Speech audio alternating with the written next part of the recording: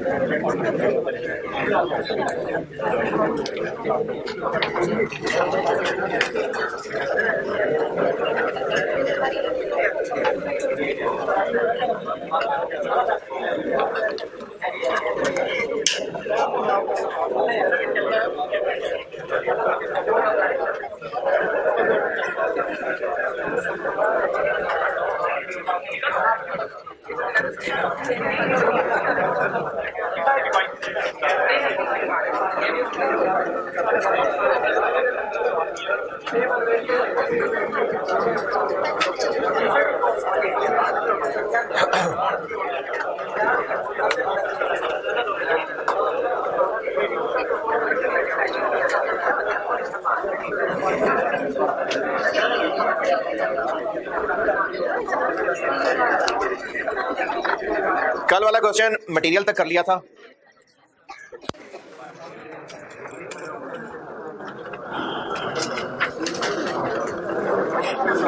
एक दिन बहुत होता है भूलने के लिए, तो क्वेश्चन नंबर 6 ऑटम 17 दोबारा पढ़ना।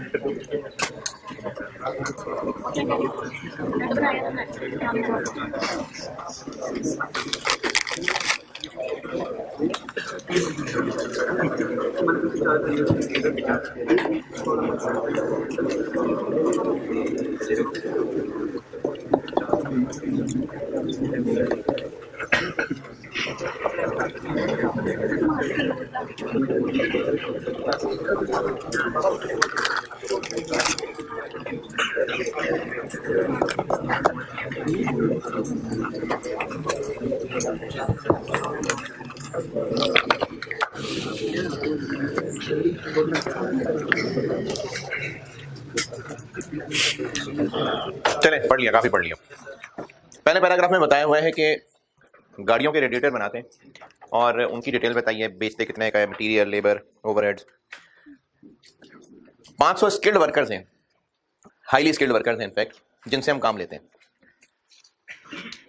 दूसरे पैराग्राफ में वो TRU वाली सैड स्टोरी है कि वादा किया फिर वफा नहीं उसने किया, मर गया, तो है तो कंपनी मर गई ना, बैंक लोग मर गए। तो वो जो हम खुश हो रहे थे कि 50,000 रुपए के बेचेंगे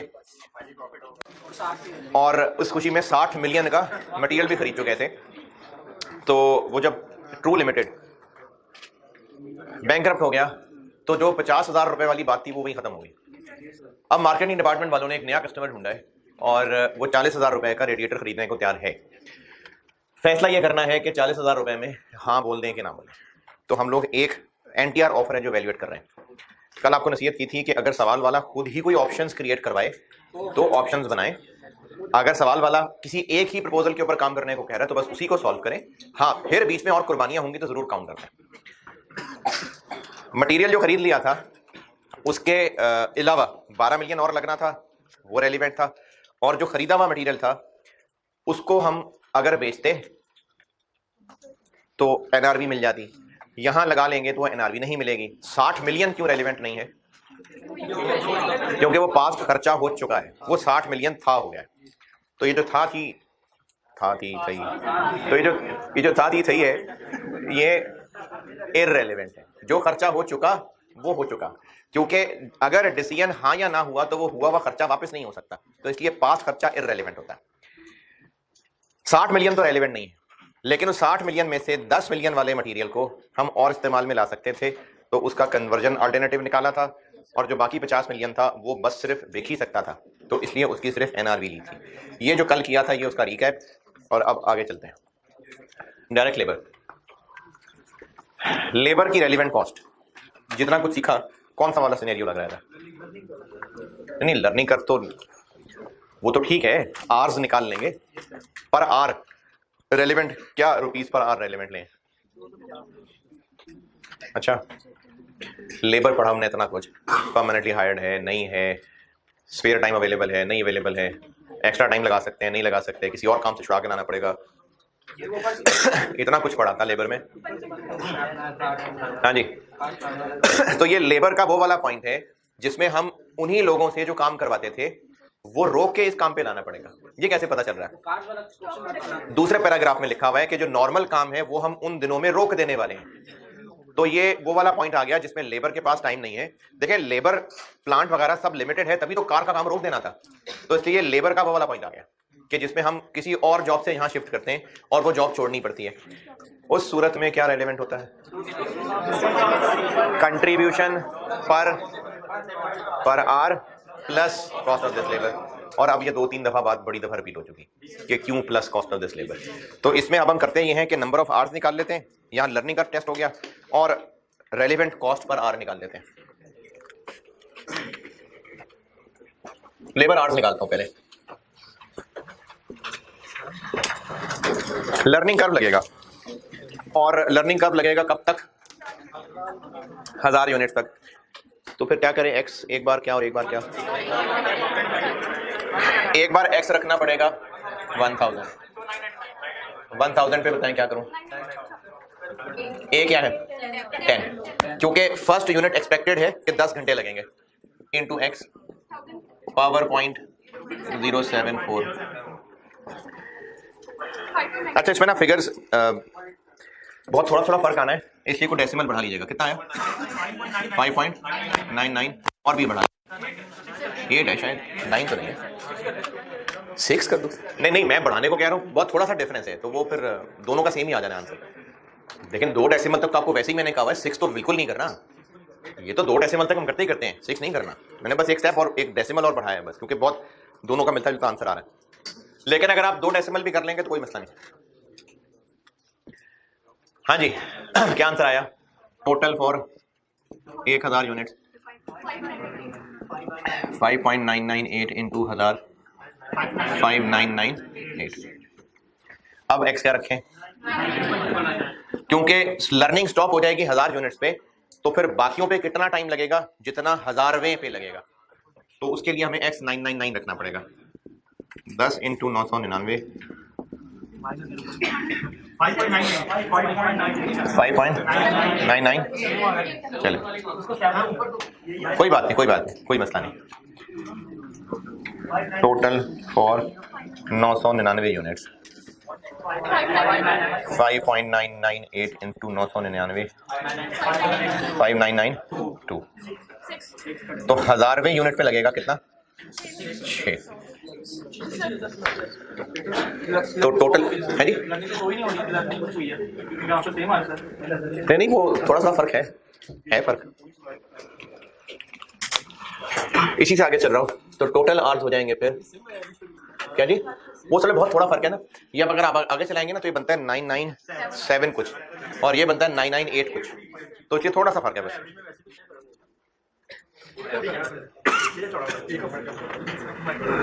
टोटल आवर्स पहले 1000 यूनिट्स पे 5998, और अगले 3000 पे 23998। कितने आवर्स लगेंगे इस काम को पूरा करने में? क्या जी? क्या पूछा? पहले 1000 यूनिट्स, अगले 3000 यूनिट्स।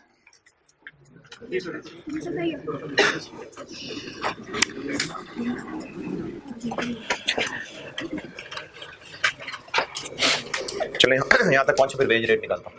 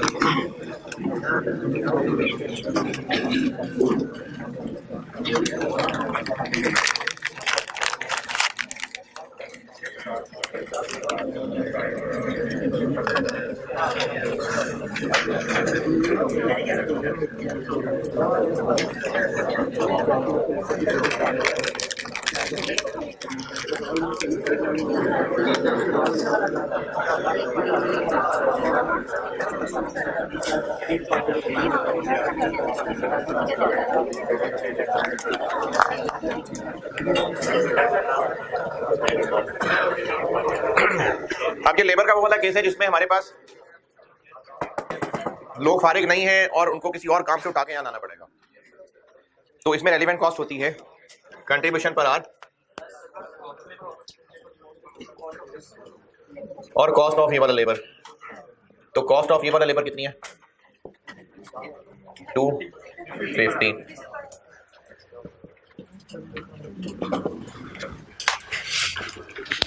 लेबर की रेलिवेंट कॉस्ट निकाल रहा हूं, तो लेबर की रेलिवेंट कॉस्ट निकालने के लिए जितना कुछ लेबर में सीखा है वो सारा नॉलेज लाए ना। तो ये वो वाला केस आ गया जिसमें हमें एक एग्जिस्टिंग काम बंद करा के लेबर यहाँ शिफ्ट करनी पड़ती है। तो उसमें फिर कंट्रीब्यूशन प्लस इस लेबर का पर आवर रेट। और ये प्लस क्यों करते हैं? क्योंकि कंट्रीब्यूशन निकालते हुए लेस हुआ है, तो इसलिए हम ऐड बैक कर देते हैं। या तो वो लेस ही ना करें तो भी ठीक है, लेकिन कल वाले सवाल में वो आपको 24 रुपए गिवन था, उसको पर आवर करके 6 रुपए बनाया था, उसमें फिर 5 रुपए ऐड करके 11 रुपए बनाया। तो चूंकि गिवन ही 24 रुपए कंट्रीब्यूशन था, तो इसलिए plus cost of this labour तो खुद करना पड़ना था। Contribution per hour plus cost of this labour, contribution per hour निकालते हैं।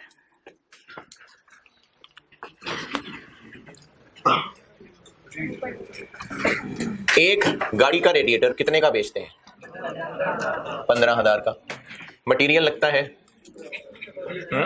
3,000, लेबर लगती है 250। अच्छा, आप ऐसा कर सकते हैं कि ये यहां से लेस ना करें, तो फिर ऐड नहीं करना, ठीक है, वो भी ठीक है। ये 250 यहां लिखूंगी, यहां लिखो। ये क्या है? Per unit. 250 क्या है? खैर है तो पर ही ना। वेरिएबल ओवरहेड्स हैं 150% यानी 300।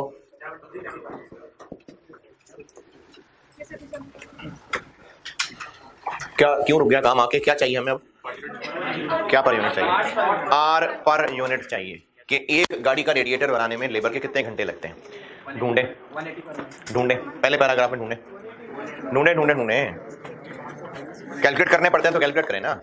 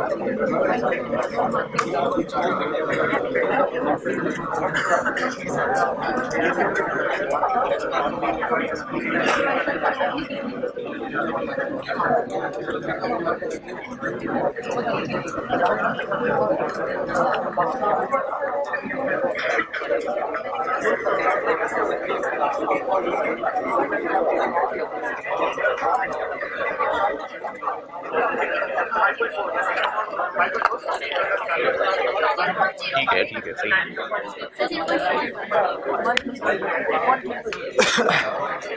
हमें आवर्स पर यूनिट निकालना है या यूनिट्स पर आवर? कच्ची बात।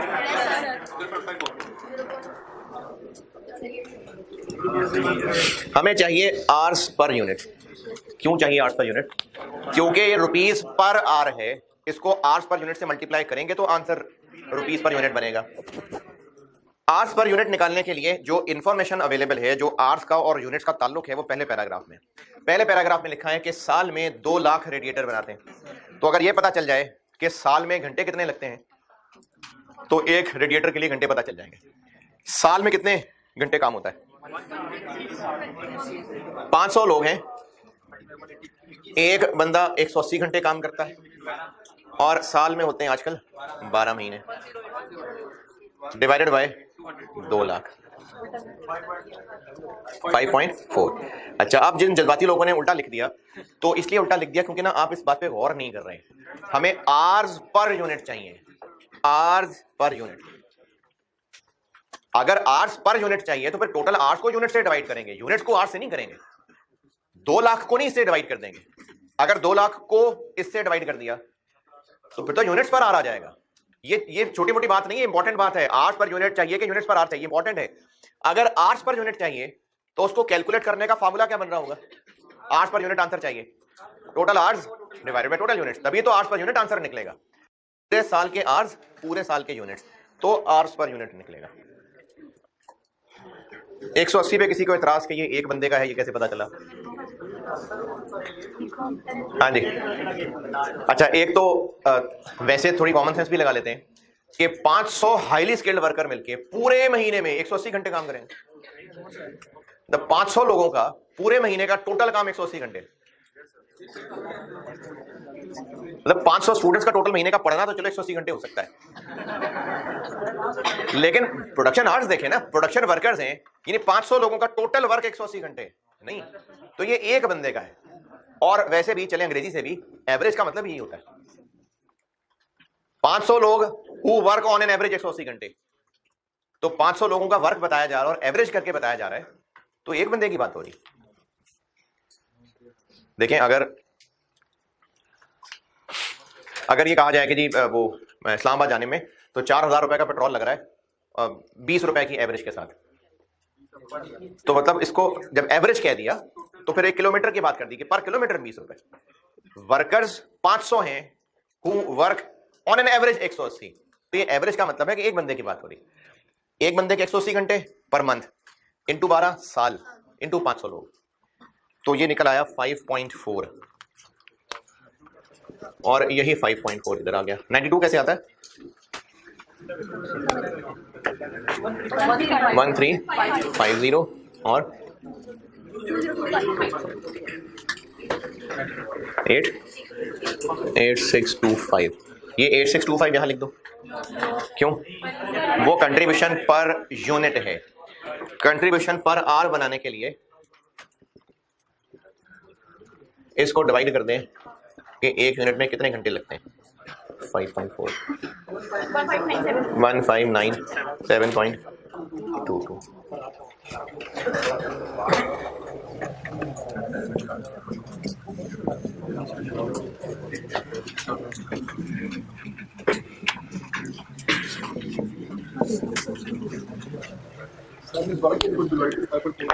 8625 क्या निकला कंट्रीब्यूशन पर यूनिट, यहां पर क्या चाहिए, तो फिर 8 पर यूनिट से डिवाइड करेंगे तो पर आर निकलेगा।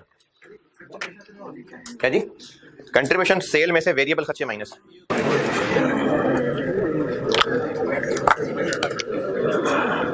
तो टोटल लेबर की रेलेवेंट कॉस्ट बन गई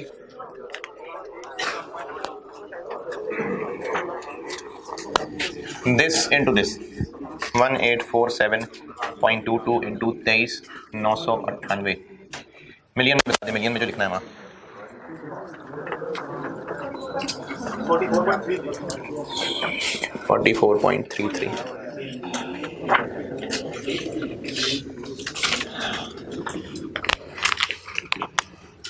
44.33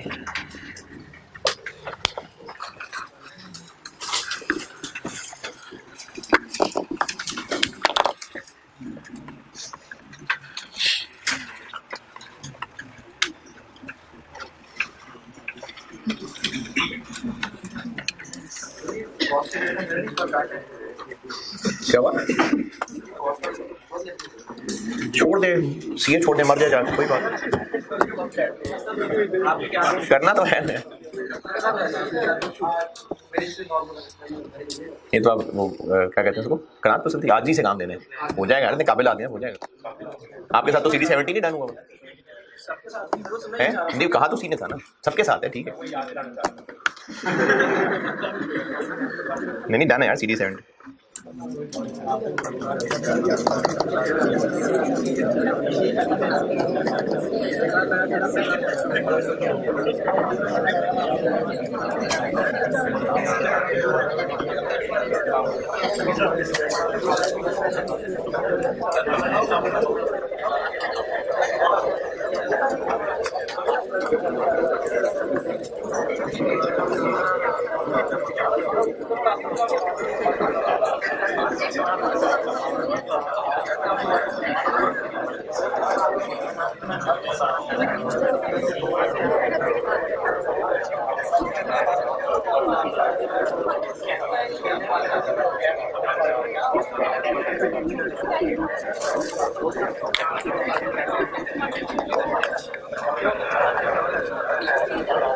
लेबर कॉस्ट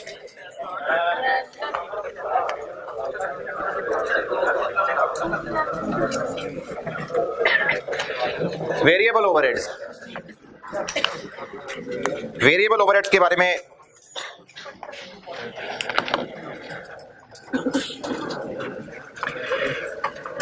अच्छा, पॉइंट 1 हो गया, 2 हो गया, 5 हो गया और 4 भी हो गया। क्यों 4? फिक्स्ड OAR रेलेवेंट नहीं होता। हाँ, अगर इसके लिए कोई एडिशनल फिक्स कॉस्ट होती तो जरूर ले लेते। Point number 3, variable overhead 240% of cost of labour होंगे, तो इसका 240% ले लो।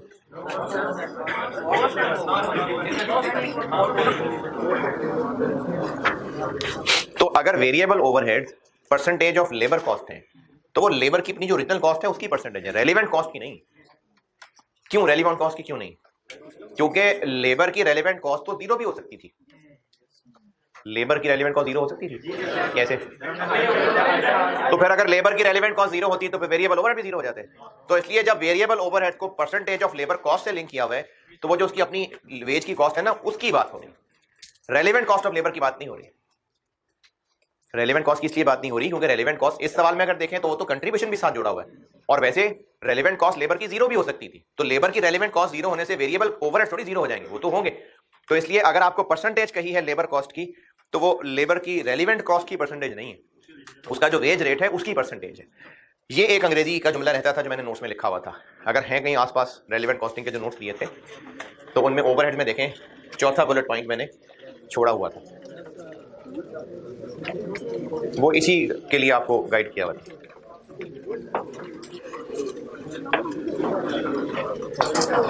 यार कौन कर रहा है यार?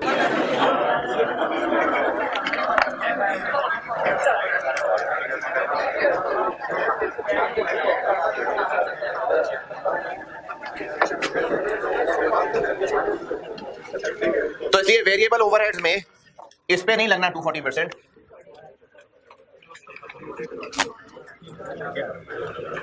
250 का 240%। तो टोटल के लिए इस 600 को किससे मल्टीप्लाई करूं? 2 3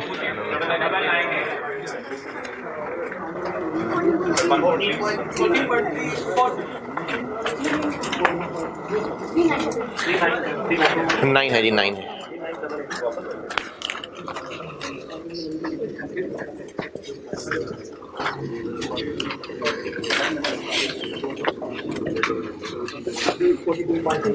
$42.31। कंक्लूजन एक्सेप्ट कर ले, प्रॉफिट है तो बिल्कुल कंक्लूजन है कि इसको एक्सेप्ट कर लेना चाहिए, प्रॉफिटेबल है जी।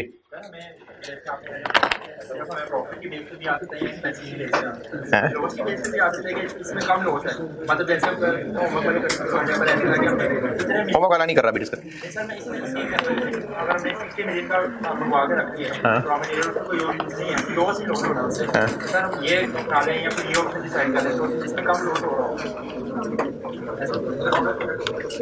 नहीं, अगर ये तो डिपेंड करता है कि क्या, ये तो आपने एक मिसाल बना ली ना, लेकिन फिर भी डिपेंड करेगा कि किस चीज का हम डिसीजन करने जा रहे हैं। डिसीजन में लॉस तो नहीं, कॉस्ट की बात होती है कि अगर वो ऑप्शन है जिसमें हम कॉस्ट ही को देख रहे हैं तो जिसमें कम कॉस्ट हो वो बेहतर होता है। लॉस से क्या हो रहा है? तो कॉस्ट सी की बात कर रहे हैं ना हम। 2.8 है, ये इंपॉर्टेंट होती है बात, ये बहुत, इसका बहुत ख्याल रखा करें। 2.8 जी।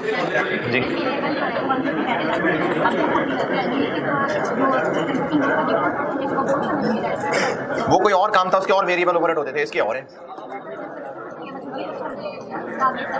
उसमें और तरह के वेरिएबल ओवरहेड होते थे, इसमें और, उसमें होते थे 375 रुपए, इसमें होंगे 600 रुपए। डिफरेंस तो तब लें जब एक टोटल चीज पहले इतनी होती थी, अब टोटल इतनी होगी, तो डिफरेंस है। ये तो ऐसे है कि पुराने काम के वेरिएबल खर्चे 375 पर जो आर होते थे, इसके 600 पर आ रहे हैं। वो कोई और तरह के लोग थे, उसमें हो सकता है कि और हेल्पर होते हो, यहाँ पर और हेल्पर होते हो जी।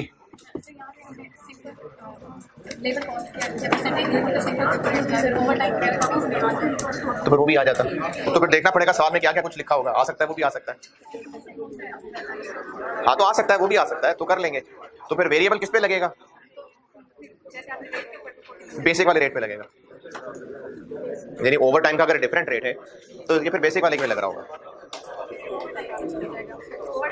ये सवाल वाले को बताना चाहिए ना कि वेरिएबल हो यार किस तरह से निकाला हुआ है। अगर उसने परसेंटेज बताइए तो किसकी परसेंटेज बताइए, खामोशी है तो बेसिक वाले की बताई होगी। नॉर्मल तो बेसिक ही होना होगा ना, पता नहीं ओवर टाइम लगना नहीं लगना है।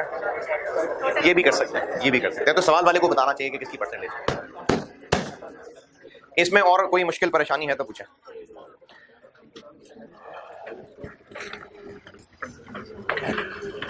अच्छा, कॉस्ट के हवाले से जैसे अभी एक स्टूडेंट ने भी कहा कि पेपर पता नहीं पूरा होगा नहीं होगा, मुश्किल पेपर है। इसमें अभी क्योंकि सेशन एंड है तो थोड़े हौसले के लिए आपको एक बात बता रहा हूँ। देखें, जो कॉस्ट है एक मुश्किल सब्जेक्ट है, इसमें कोई शक वाली बात नहीं है, ये एक मुश्किल सब्जेक्ट है, बिल्कुल है। आखिरी महीने, मैंने दिसंबर के महीने में आपको ये कहा था कि जनवरी का महीना अभी भी इंसान बन जाए, अभी भी डिसीजन मेकिंग रहती है, उसमें से सवाल आने हैं 3-4, अभी भी सही तरह से पढ़ लें तो बैलेंस हो जाएगा। अब कुछ बच्चे हो सकते हैं जो ये सोच के परेशान हो रहे हो कि कॉस्ट बहुत मुश्किल हो गई है, अब ये हमारे से नहीं संभल पाएगी। असल में बात बेटा सिर्फ इतनी है कि आप अपने नर्व्स पे काबू रखते हैं कि नहीं रखते। ये भी हो सकता है कि कोई सोचे कि सर ये टॉपिक आप पहले ही करा देते, अगर ये तो मुश्किल टॉपिक है तो हो सकता है। देखें, हर स्टोरी टेलर का ना एक अपना स्टाइल है। वो हो सकता है कि स्टोरी सीधी सीधी चलाए, हो सकता है पहले एंड बताए फिर बैकलैश चल रहा हो, ये तो स्टोरी टेलर का काम है। मेरा अपना एक्सपीरियंस ये है कि ये टॉपिक अगर शुरू में पढ़ा दिए जाएंगे तो और मुश्किल हो जाएगी आपको, क्योंकि एक तो शुरू में वैसे जज्बा नहीं होता पढ़ने का, रिजल्ट से पहले तो बिल्कुल नहीं होता, रिजल्ट से पहले तो आपका बिल्कुल पढ़ने का जज्बा नहीं होता, क्योंकि पता नहीं होता कंटिन्यू करना है कि नहीं करना, तो पहले तो नहीं पढ़ रहे होते। फिर ये मुश्किल वाले शुरू में वो लोग भी होते हैं क्लास के अंदर जिनकी कैपेसिटी नहीं होती है पेपर कंटिन्यू करने वाली, लेकिन बहरहाल वो क्लास का हिस्सा होते हैं। आप खुद भी गौर करेंगे, जो क्लास के शुरू में लोग थे उनमें से अब बीच में से कुछ गायब हो गए हुए हैं, वो क्लास का हिस्सा नहीं है, वो जख्मों किताब नहीं ला सके और वो ड्रॉप कर गए। तो चूंकि वो बच्चे भी होते हैं जिनमें हौसला निस्बतन कम होता है, तो ये मुश्किल टॉपिक अगर शुरू में पढ़ा दिए जाएंगे तो वो तो छोड़ के जाएंगे ही जाएंगे। आप में से भी कुछ लोग मायूस होकर छोड़ गए होते हैं। ये एक नफसियाती मसला है जो बता रहा हूं। शुरू में ही जब नवंबर में अक्टूबर में अगर ये सारा मुश्किल शुरू में मैं कर देता, मेरे अपना ओपिनियन है, तो आप में से अभी जो अगर 100 लोग बैठे हुए, मुझे लगता है 20-30 छोड़ गए होते, हिम्मत हार चुके होते कि ये तो हमारे बस की बात नहीं है। अब इसको एंड पे कराने का मकसद ये है कि काफी कुछ हो चुका हुआ है। एक तो वैसे जो हो चुका वो आस्ता आस्ता हल्की आंच पे पकड़ा था, आप वैसे अब इस काबिल हुए हैं कि इन चीजों को समझ सके। शुरू में करवा भी देता तो उसका वो इफेक्ट नहीं होना था, इसलिए मुझे ये एंड पे ही करवाना था। एक और मसला ये होता है कि न्यूमेरिकल सब्जेक्ट में 100% प्लान फॉलो नहीं हो पाता टीचर से, क्योंकि जो थ्योरेटिकल है ना, जैसे ये लॉ है, ऑडिट किसी हद तक, इकोनॉमिक्स है, और इकोनॉमिक्स की मैं मिसाल मुझे हर दफ़ा याद आ जाती है। अगर आप में से कोई पैक में पढ़ा हो तो वहाँ एक टीचर हैं, अपने दोस्त ही हैं, बड़े ज़बरदस्त टाइम गुजरा उनके साथ, इजाज़ भट्ट साहब। तो उनकी मिसाल इसलिए दे रहा हूँ क्योंकि उनकी क्लास मेरे से पहले होती थी। मैं जब आता था क्लास में तो उधर नुक्कड़ पे लिखा होता था 16 आउट ऑफ 45, अगले दिन 17 आउट ऑफ 45, फिर 18 आउट ऑफ 45, यानी 45 तो बस 45। जैसे जैसे लेक्चर गुजरते जा रहे उनको पता है उन्होंने कितना पढ़ाना है। उनकी तो चलो वैसे मिसाल आ गई। थ्योरेटिकल सब्जेक्ट में मोस्टली जो टीचर ने पढ़ाना है उसने पढ़ा के चले जाना है। जो बैठे हुए हैं उनको हो सकता है फर्क पड़े, हो सकता है ना पड़े। लेकिन जो न्यूमेरिकल सब्जेक्ट होते हैं ना, हर क्लास में मोस्टली डिफरेंट तरह के बच्चे होते हैं। कई दफा ऐसा हुआ है कि मैं एक पॉइंट पे उम्मीद ही नहीं कर रहा था कि इसमें कोई बात फंसेगी, लेकिन फंस गया काम, पूरे क्लास निकल गई। कोई टॉपिक ऐसे थे जो मुझे लगता था इन पे टाइम लगेगा, वो टाइम भी नहीं लगा। तो ये न्यूमेरिकल सब्जेक्ट में टाइम पूरा प्लान नहीं हो पाता। तो शुरू में ये चीजें लैग होती रहती हैं, लेकिन क्लियर करके चलना होता है। एंड पे आके प्रेशर डेफिनेटली पड़ता है, इसमें कोई शक वाली बात नहीं है। ये एंड पे प्रेशर पड़ता है। अब उसके दो हल हैं मेरे पास, या तो इन एनी केस 31 को कोर्स खत्म करूं और जो कुछ रह गया है उसको स्किप कर करके आगे चलाऊं। ये मैं नहीं करता, ये मैं ऐसा नहीं करता। सवाल भी बीच में नहीं छुड़वाता कि चलो इस दफा ये वाला नहीं करवाता, जमीन मुतमईन नहीं हो रहा होता। तो इसलिए ना आप अभी बस कोशिश करके साथ साथ चलते रहे। थोड़ी मुश्किल आपको यकीनन हो रही होगी, लेकिन घबराना नहीं आपने।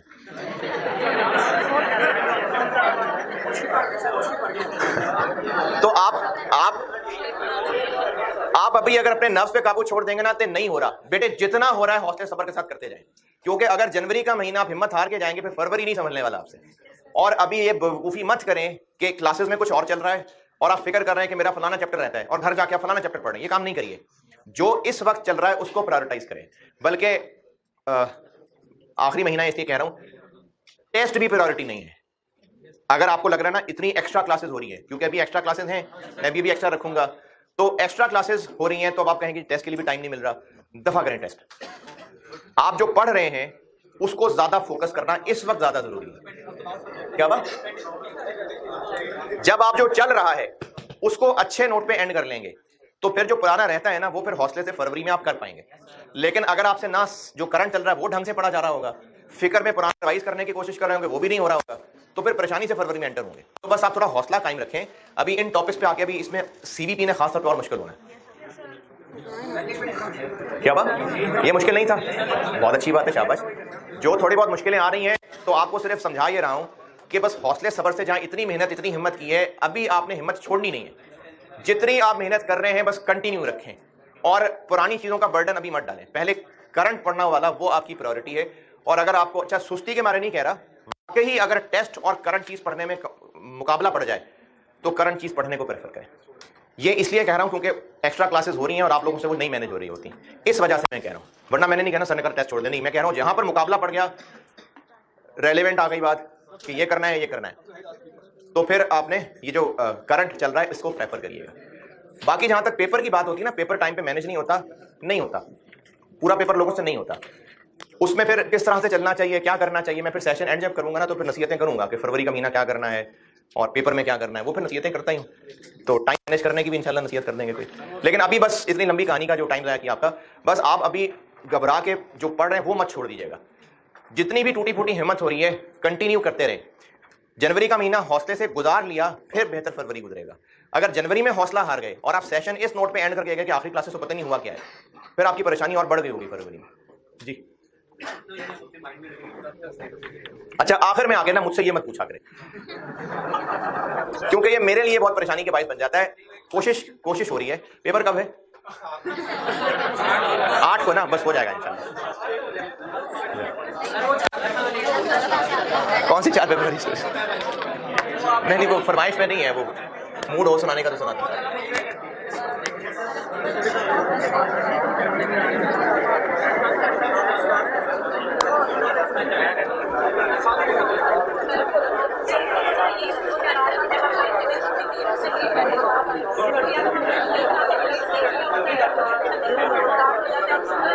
आप रोक दिया करें, रोक दिया करें।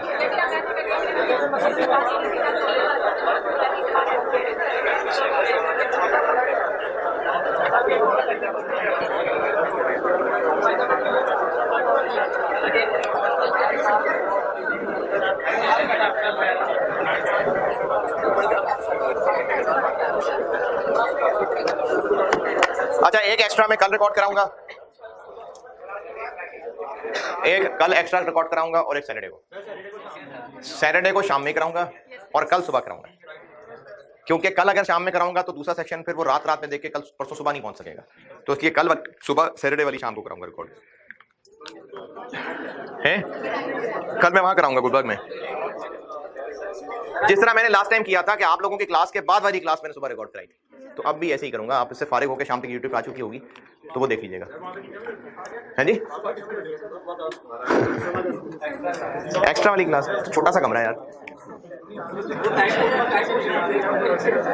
वो तो रूम 6 है, छोटा सा कमरा है वो।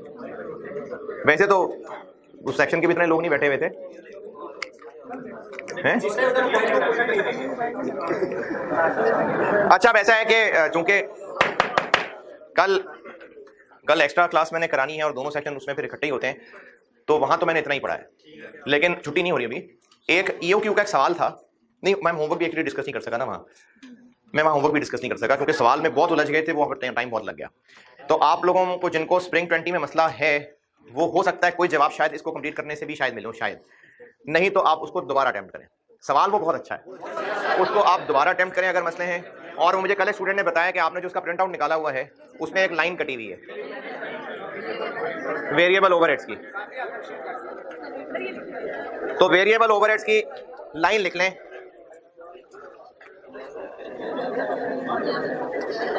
डायरेक्ट लेबर के बाद जहां पेज एंड हो रहा है, क्वेश्चन 4 स्प्रिंग 20 है, वो उसका एक सवाल मैंने को बोला है। अभी स्प्रिंग 20 क्वेश्चन नंबर 4 जो आपने ऊपर कॉपियर से प्रिंट आउट लिया होगा, उसमें एक लाइन कटी हुई आई है डायरेक्ट लेबर का पॉइंट नंबर 3, इसके बाद आपके पास पेज एंड हो गया होगा। एक उसके बाद और हेडिंग है वेरिएबल ओवरहेड्स, है जी। अच्छा, हेडिंग आई है सिर्फ, तो उस हेडिंग के नीचे लाइन लिख लें, variable overheads would be charged at rupees 125 125 पर स्किल्ड लेबर आर, सिर्फ स्किल्ड वाला, पर स्किल्ड लेबर आर। दोबारा क्वेश्चन 4 स्प्रिंग 20 बिल्कुल पेज के एंड पे लेबर खत्म हो गया है, तो एक लाइन कटी हुई है वेरिएबल ओवरहेड्स की, रिपीट कर रहा हूं, variable overheads would be charged at rupees 125 पर स्किल्ड लेबर आर।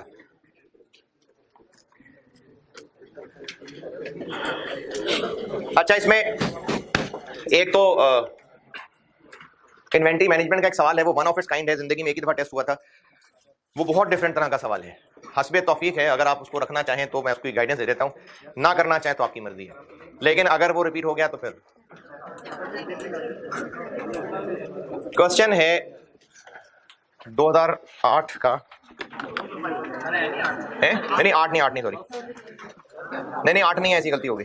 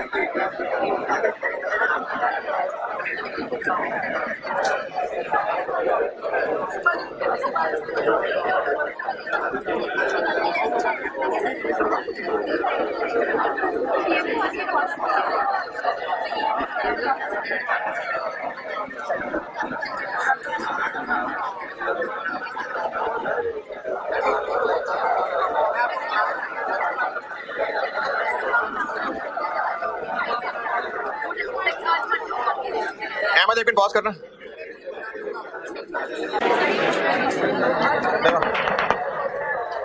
वो हाँ 2008 का सवाल है, वो चूंकि आपके पास नहीं है तो मैंने कॉपीज कहीं वो दे देते हैं आपको। उसका एक कॉन्सेप्ट समझ लें, ये एक दफा टेस्ट हुआ था ऑटम 2008, उसके बाद नहीं हुआ दोबारा, लेकिन हो सकता है।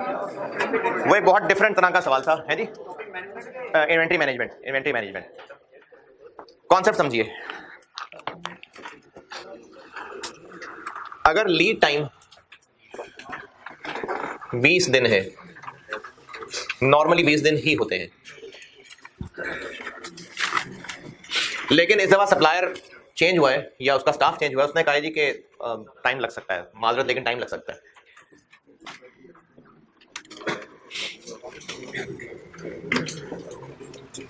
इक्कीस दिन लग सकते हैं, इस बात के चांसेस हैं 60% यानी 0.6।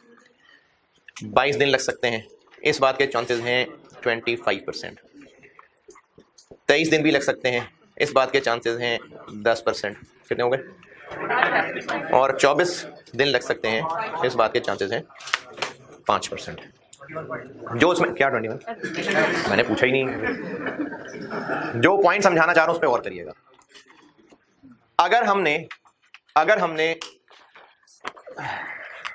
बल्कि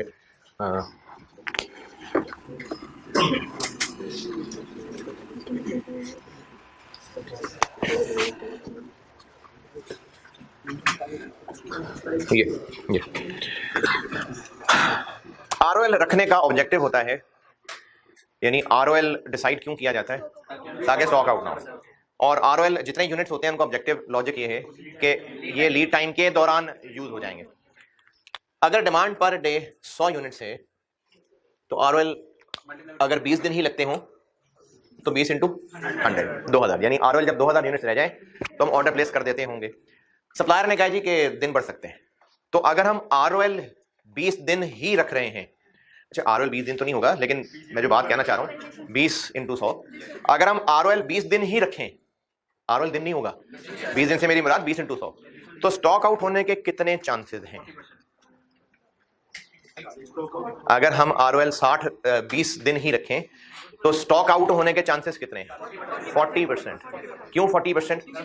क्योंकि 60% चांस है बस के 20 दिन लगेंगे, 20 से ऊपर लगने के 40% चांस है। स्टॉक आउट हो जाएगा अगर हमने 20 दिन रखा आरओएल और टाइम 20 से ज्यादा लग गया तो स्टॉक आउट हो जाएगा। तो स्टॉक आउट होने के चांसेस कितने हैं? 40। अगर हम 0% रिस्क ऑफ स्टॉक आउट रखना चाहें, अगर हम 0% रिस्क ऑफ स्टॉक आउट रखना चाहें तो हमें आरओएल कितने दिन का रख लेना चाहिए? 24 कहां से आ गया?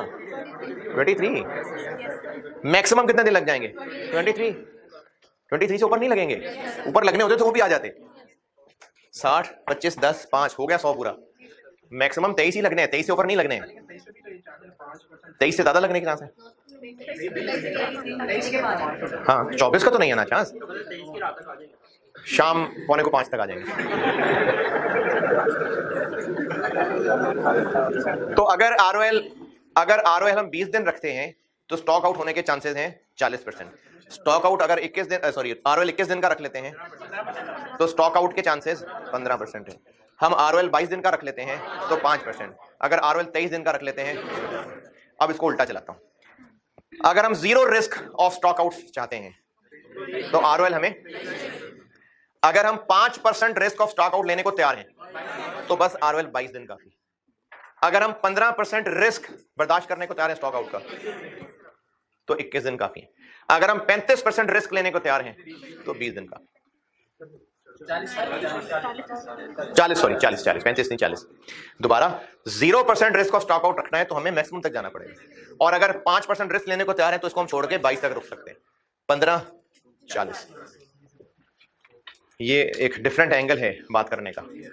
जब प्रोबेबिलिटी दी हुई है और डेज हैं, यूनिट्स में नहीं हो सकती ये बात, ये डेज की ही बात है कि अगर हम इतने दिन का आरओएल रखें तो कितना रिस्क है स्टॉक आउट का 40%, इतने दिन का आरओएल रख लें तो कितना रिस्क ऑफ स्टॉक आउट है 15%, इतने दिन का आरओएल रख लें तो ये इस तरीके से भी बात की जा सकती है। अब इसी को मैं थोड़ा सा और चेंज करता हूं। नॉर्मली 20 दिन का आरओएल ही होता है, अगर उससे ज्यादा रखना है तो क्यों रखना है? सेफ्टी के लिए ना। यानी हम नॉर्मली, अच्छा आरओएल का एक फार्मूला होता है average into average plus safety,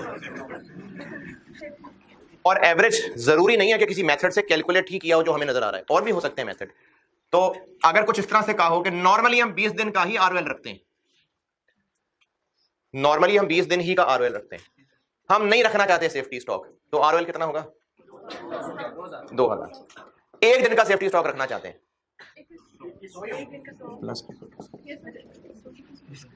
दोबारा सुने,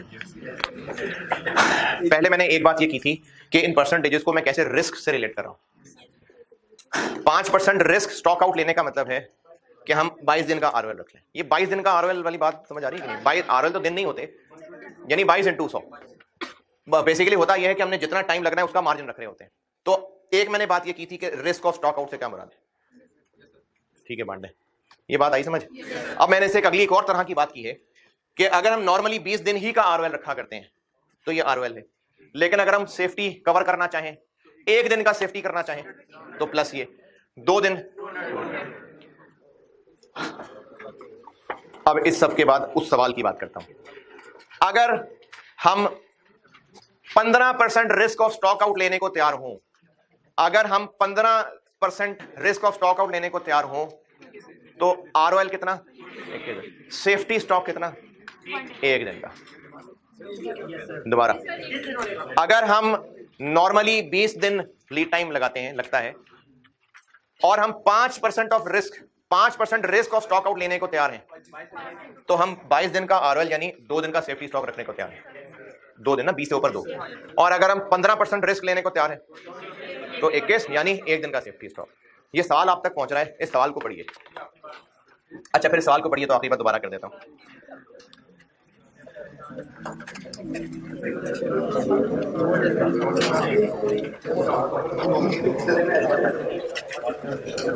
अच्छा, ऑनलाइन वाले स्टूडेंट्स के लिए इन्वेंटरी मैनेजमेंट वाले सेक्शन में मैंने क्वेश्चन नंबर 2 ऑटम 2008 रखा है, क्वेश्चन भी आंसर भी, तो ये वो वाला पढ़ने को कह रहा हूं।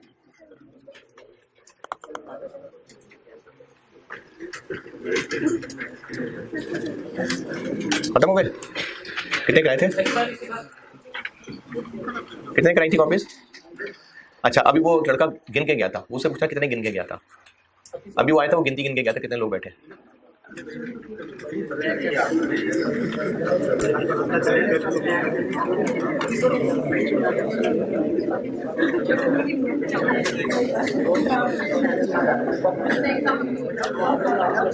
चले ठीक है, नहीं पर्दा रख लेते हैं, नहीं एक्सपोज करते करप्शन करने वाले लोगों को। आप अब बताएं कितने लोगों को नहीं मिला पेज? 5 नहीं मिला? 5-6 लोग हैं और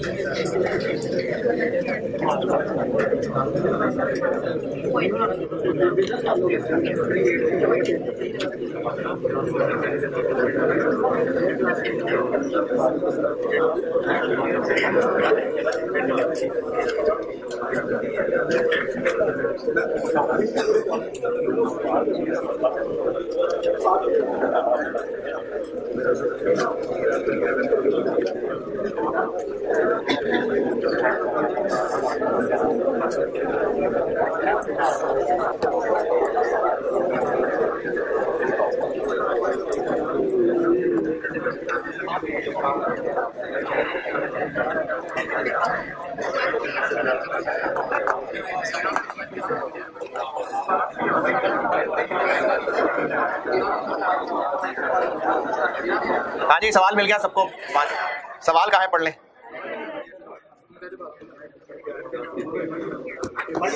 अल्फा मोटर्स वाले एक स्पेशल गैस्केट इस्तेमाल करते हैं ऑटोमोबाइल्स के लिए, और उसके लिए डेटा ये बताया हुआ है कि एनुअल रिक्वायरमेंट यानी एनुअल डिमांड बता दी, परचेज कॉस्ट पर गैस्केट बता दी, ऑर्डर कॉस्ट पर ऑर्डर बता दी, कैरिंग कॉस्ट पर गैस्केट बता दी। ये तो स्ट्रेट फॉरवर्ड डाटा हो गया, क्योंकि इसमें तो उलझाना मकसद ही नहीं था।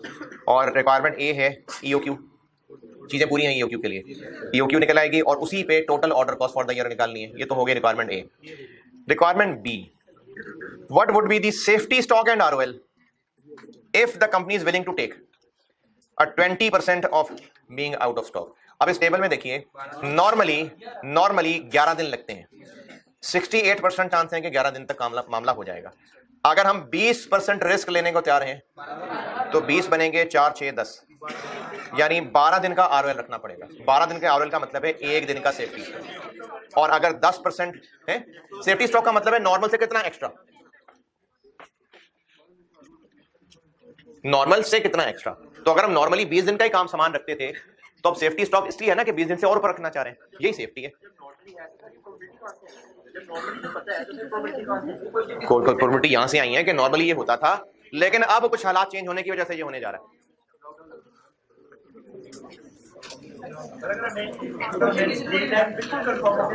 तो फिर ये डाटा स्टॉक करना होता, सर्टेनिटी हो तो सेफ्टी स्टॉक नहीं होता, क्योंकि आप सेफ्टी स्टॉक का फार्मूला भी लगा के देखेंगे तो जीरो ही आएगा। हाँ जी, 20% रिस्क का मतलब है 4 6 और 10, यानी 12 दिन का आरओएल, और 10% रिस्क का मतलब है 6 और 4 यानी 13 दिन का। 13 दिन का आरओएल और 2 दिन का सेफ्टी। 11 दिन का आरओएल, 11 दिन का नहीं 13 दिन का आरओएल और 2 दिन का सेफ्टी। आरओएल तो पूरे 13 दिन ही हो गए ना। ये था जी एक सवाल, ये एक दफा आया था और दोबारा हिम्मत नहीं हुई आने की। इसका मैंने सोल्यूशन भी, क्योंकि पुराना सवाल है आपके पास तो नहीं था, तो मैंने इसका सोल्यूशन भी दे दिया और कोशिश की है कि सोल्यूशन में ना अंग्रेजी में एक्सप्लेन भी कर दूं। तो ये आप इन्वेंटरी मैनेजमेंट वाले कागजों में रख लें। अच्छा, रेलेवेंट कॉस्टिंग खत्म है और स्प्रिंग 20 रह गया डिस्कस करने वाला। वो डिस्कस करके कल मैं नेक्स्ट टाइप ऑफ डिसीजन पे चला जाऊंगा। वो आसान है, वो आसान है नहीं? आप काउंट कर रहे हैं, वाकई आसान है नहीं यार, आसान बस लिमिटिंग फैक्टर इससे आसान, इससे आसान। अच्छा, इस चैप्टर के बारे में एक प्रैक्टिकल चीज आप मार्क कर लें। रेलेवेंट कॉस्टिंग वाला चैप्टर, रेलेवेंट कॉस्टिंग वाला एक में थ्योरेटिकल चीज मार्क कर ले।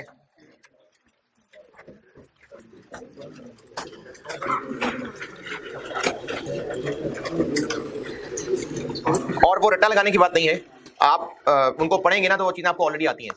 मैंने किया सिर्फ ये कि आपको टाइप्स ऑफ रेलेवेंट कॉस्ट सिखाता, फिर सवाल करते। मैंने आपको बस 4 रसूल बताए और हमने सीधे सवाल किए।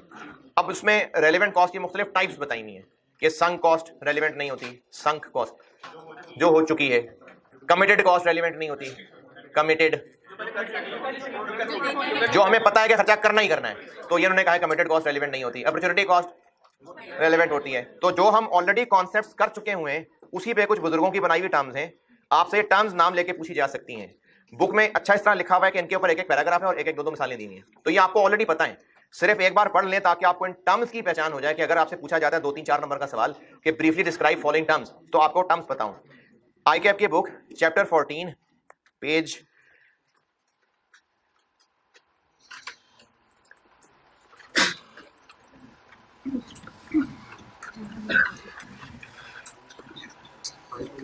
पेज 506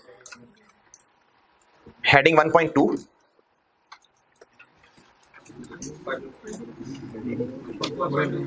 और 1.3।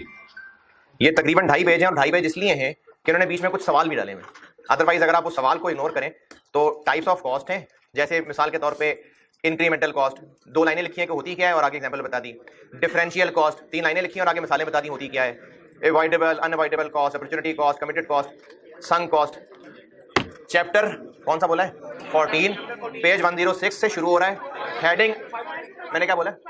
नहीं 5 भी बोला था यार, ऐसी 506 से शुरू हो रहा है। हेडिंग 1.2 और 1.3 ये इस चैप्टर में थ्योरेटिकल पोर्शन। ठीक है जी, अल्लाह हाफिज़।